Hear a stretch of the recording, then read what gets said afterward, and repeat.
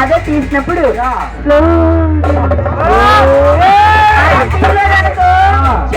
బయటకు పోతాయి. బొమ్మిడాలు నవభంగా పుస్తకం బొమ్మడాలనే నాగబాబు కావాలి కదమ్మా.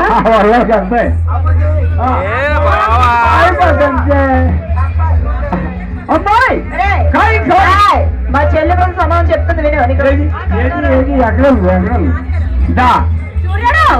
నిల్చుంటే జారబడతాయి, బొమ్మంటే జారబడతాయి అంటే ప్రశ్న వేశాను నేను. సూర్యారావు మెళ్ళ మంగళసూత్రాలు రా. అమ్మాయి